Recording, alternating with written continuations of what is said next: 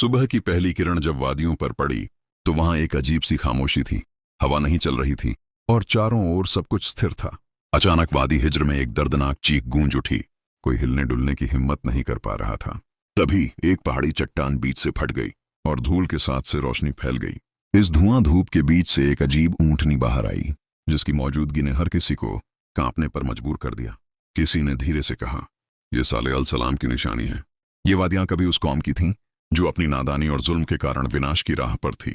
लेकिन कुछ मोमिन लोग थे जिन्होंने हजरत हूद अली सलाम की बात मानी और उनका पालन किया। अल्लाह ने उन्हें बचा लिया। अजब के बाद वादियों में केवल टूटी फूटी इमारतें और हवा में अजाब का धुआं ही बचा था। बचे हुए लोग एक दूसरे की ओर देखकर कहते, शुक्र है कि हमने अल सलाम की बात मानी। यदि अल्लाह हमें नहीं बचाता तो हम भी तबाह हो जाते। ये मोमिन लोग वादियात छोड़कर एक नई जमीन की ओर निकल पड़े, जहां उन्हें पानी, खुशहाली और सुरक्षा मिले। उनका सफर आसान नहीं था। नजद और हिजाज की पहाड़ियों और कठिन रास्तों को पार करना पड़ा। फिर वे एक करीब आबाद इलाके पर पहुंचे, अलुला, जहां पानी के चश्मे, बाग और उपजाऊ जमीन थी। वहीं उनकी नस्ल बढ़ने लगी और धीरे धीरे उनकी औलादें वादी उल हिज्र तक पहुंच गईं, जिसे आज हम मदायन सालह के नाम से जानते हैं। यही कौम समूद का आरंभ था। समूद की नस्ल अजीम थी। अल्लाह ने उन्हें शारीरिक ताकत, बुद्धिमत्ता, हुनर और चट्टानों को तराशने की कला दी थी। वे पहाड़ियों में पूरे शहर तराश लेते और उनकी इमारतें इतनी भव्य होती कि आज भी देखकर लोग हैरान हो जाते हैं। कुरान में बताया गया है कि ये लोग मैदानों में महल बनाते और पहाड़ों को तराश कर घर बनाते थे। उनके शहरों में शहंशाही व्यवस्था थी, बाजारों में रोशनी और जीवन की हलचल, और रात में मशालों से जगमगाहट। वादियों में बाग थे, खजूरों की खुशबू और उपजाऊ जमीन। लेकिन जैसे जैसे उनकी ताकत बढ़ी, उनके दिल में गरूर भी उतर आया।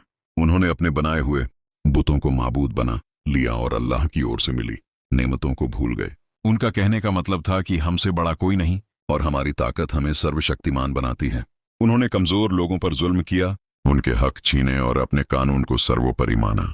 ये सब देखकर लगता था जैसे इंसान ने खुद के बनाए नियमों को अल्लाह के कानून पर भारी कर दिया हो। कौम समूद में फसाद और गुनाह आम हो गया। उनका मशहूर वाक्य था, हम पहाड़ तरस कर घर बना लेते हैं, हमारे सामने कौन टिका सकता है।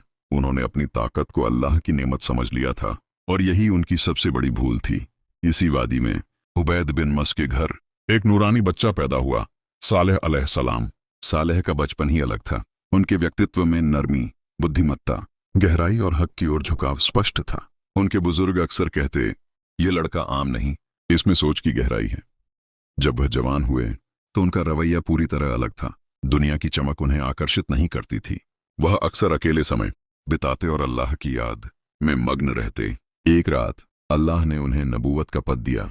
सालेह अलैहिस्सलाम ने अपनी बस्ती में जाकर लोगों को बताया कि सिर्फ अल्लाह की इबादत करें और कोई माबूद उसके सिवा नहीं। कौम के सरदार हंस पड़े। उन्होंने कहा, तुम्हारे बचपन में हम तुम्हें बुद्धिमान दोस्त मानते थे और अब तुम हमें हमारे माबूदों से रोक रहे हो। सालेह अलैहिस्सलाम ने प्यार से समझाया कि यह वादी, ये इमारतें और यह कुदरत अल्लाह की नेमत हैं। उन्हें इन पर गर्व नहीं करना चाहिए और शिर्क से बचना चाहिए। लेकिन कौम ने उनकी बातों को नकार दिया और चुनौती दी। कौम के सरदारों ने सालेह अलैहिस्सलाम की बातों को चुनौती दी और कहा, अगर तुम सचमुच नबी हो तो हमें कोई निशानी दिखाओ। उन्होंने सालेह से कहा कि वे पहाड़ी चट्टान के भीतर से एक जिंदा ऊंटनी निकालकर दिखाए। सालेह अलैहिस्सलाम ने प्यार और धैर्य के साथ कौम के पास जाकर पहाड़ी के पास खड़े हो गए और अल्लाह से दुआ की, हे रब, तू गवाह है, अपनी निशानी जाहिर कर। तभी एक लम्हे में पूरी वादी का रंग बदल गया। पहाड़ बीच से फट गया और धूप और धूल के बीच से एक अजीम ऊंटनी बाहर आई। यह कोई साधारण ऊंटनी नहीं थी। कुरान में इसे नाकतुल्लाह यानी अल्लाह की ऊंटनी और एक आयत के रूप में वर्णित किया गया है।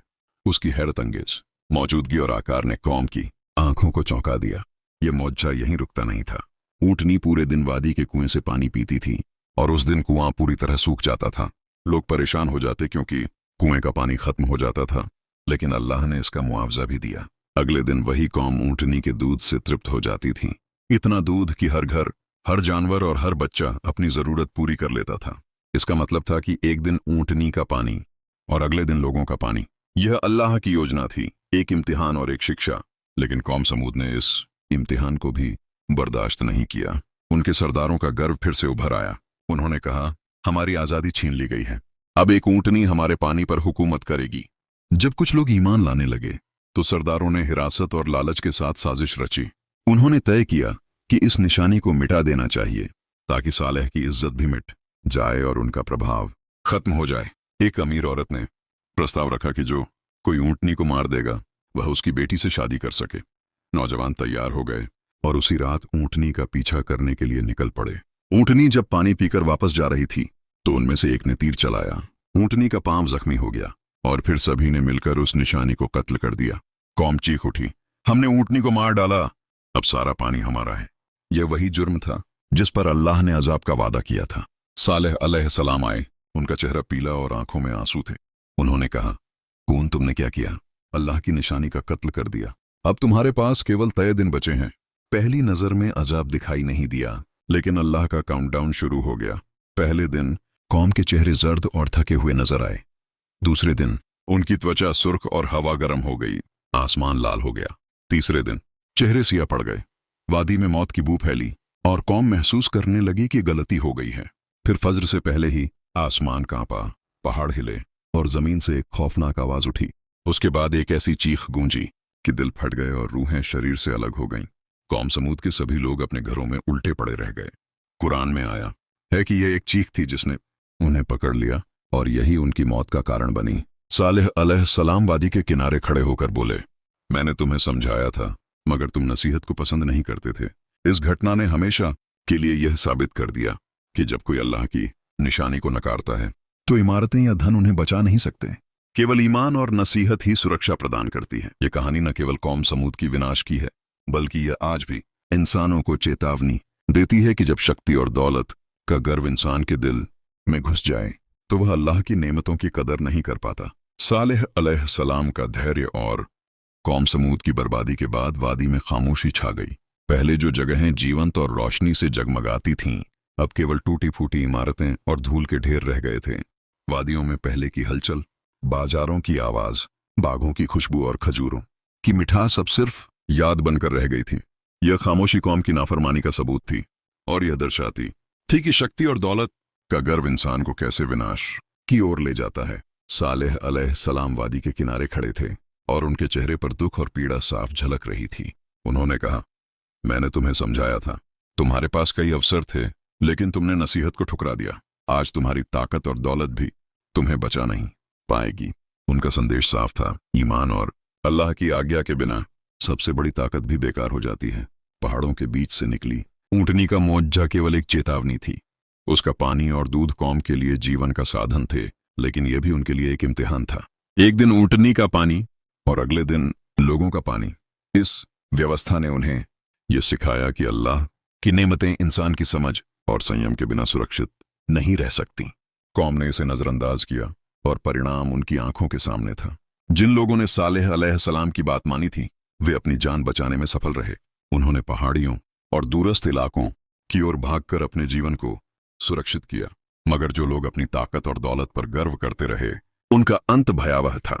इस विनाश ने यह स्पष्ट कर दिया कि अल्लाह की आज्ञा के बिना इंसान अपनी बनाई हुई सुरक्षा और संपत्ति में भी सुरक्षित नहीं रह सकता। सालेह अलैहिस्सलाम की शिक्षा केवल उस समय की कौम के लिए नहीं थी, यह हर समय और हर इंसान के लिए थी। यह हमें याद दिलाती है कि न केवल शक्ति और दौलत बल्कि ज्ञान और हुनर भी तभी मूल्य रखते हैं जब उन्हें अल्लाह की आज्ञा और हुक्म के अनुसार इस्तेमाल किया जाए। यदि इंसान अपने गुणों और संपत्ति पर गर्व करने लगे और उन्हें खुद का अधिकार मानने लगे तो यही गर्व उसकी बर्बादी का कारण बन सकता है। कुरान में कौम समूद की कहानी ने यह संदेश हमेशा के लिए सुरक्षित रखा है। यह कहानी हमें दिखाती है कि चाहे इमारतें कितनी भी भव्य हों, चाहे शक्ति कितनी भी अधिक हो, लेकिन अगर इंसान अल्लाह की नेमतों का शुक्र अदा नहीं करता और शिर्क में पड़ जाता है तो उसकी नियति विनाश है। ऊंटनी का मोजा और उसकी व्यवस्था यह स्पष्ट करती है कि अल्लाह का नियम हमेशा सर्वोपरि है और वह अपने पैगाम के अनुसार ईमानदारों को बचाता है।